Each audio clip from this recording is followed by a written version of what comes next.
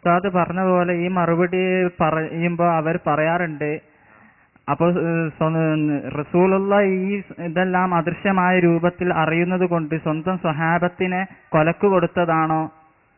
ആ ഭക്ഷണത്തിൽ വിഷം കലർത്തിയത് റസൂലുള്ളാഹിക്ക് മുഅ്ജിസത്ത് കൊണ്ട് അദൃശ്യമായ രൂപത്തിൽ അറിയാൻ സാധിക്കുമെങ്കിൽ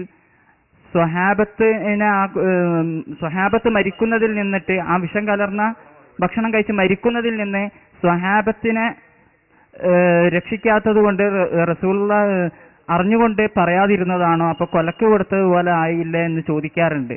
അതിന് മറുപടി ഞാൻ പറയാം. ഉദാഹരണമായിട്ട് റസൂലിനെ അറിയാത്തത് കൊണ്ടല്ല, പടച്ചോനും അറിയാതെ കൊണ്ടല്ലല്ലോ. അള്ളാഹു ഏറ്റവും തൃപ്തിപ്പെട്ടവരെന്നും എന്റെ ഇഷ്ടദാസന്മാരെന്നും പറഞ്ഞ സ്വഹാബത്തിന് യുദ്ധത്തിൽ പോയാൽ കൊല്ലപ്പെടും. പടച്ചോൻ എന്തായാലും അറിയാലോ. ഇന്നോലെ പറഞ്ഞേക്കണമെന്ന് പടച്ചോൻ റസൂലിന് നിർദ്ദേശം നൽകി. പടച്ചോൻ റസൂലിന് അറിഞ്ഞില്ലെന്നാ നിൽക്കുന്ന, പടച്ചോൻ അറിയില്ലേ? ഇത്രയും കഷ്ടപ്പെടുത്ത് ദീനിന് വേണ്ടി പരിശ്രമിക്കുന്ന സ്വഹാബത്തിന് യുദ്ധത്തിന് പോകാൻ വേണ്ടി കൽപ്പിച്ച പടച്ചോന്റെ കൽപ്പന പ്രകാരമാണല്ലോ പോയത്. അങ്ങനെ പടച്ചോനും അറിയില്ല എന്ന് അറിയേണ്ടി വരില്ല. ഇതിന്റെ പേരിൽ ഇവർക്ക് അറിയില്ല, എന്നാ പടച്ചോനും അറിയില്ല അറിയേണ്ടി വരും. ആ പടച്ചോനിന് എന്തിനാ പറഞ്ഞിട്ട് അവിടെ ചില മസലത്തുകൾ ഉണ്ടാവും, അതുപോലുള്ള ചില മസലത്തുകൾ ഇവർ പറഞ്ഞു കൊടുക്കുന്നിടത്തുണ്ടാകും. അതാണ് അതിന്റെ മറുപടി. അപ്പൊ അള്ളാഹു പറഞ്ഞയക്കുമ്പോ അത് ഷഹീദിന്റെ കൂലിയാണെന്ന് പറയുന്നു. അതേ റസൂല് പറഞ്ഞയച്ചാലും അങ്ങനെ തന്നെയാണ്. ഇപ്പൊ യുദ്ധത്തിൽ കൊല്ലപ്പെട്ട സഹാബിമാരൊക്കെ ഷഹീദ് നമ്മൾ പറയുന്നത് അതെ അല്ലേ?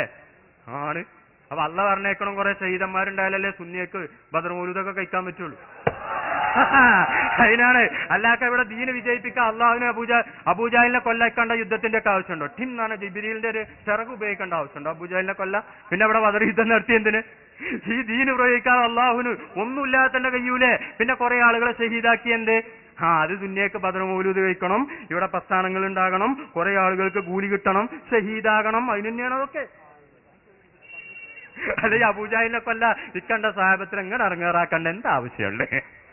പടച്ചോനിപ്പോ എന്തായാലും കഴിയുന്നില്ല. ഇപ്പൊ നമുക്ക് കണ്ടുകൂട്ടർക്ക് അഭിപ്രായ വ്യത്യാസമല്ലല്ലോ. അത്രയേ ഉള്ളൂ.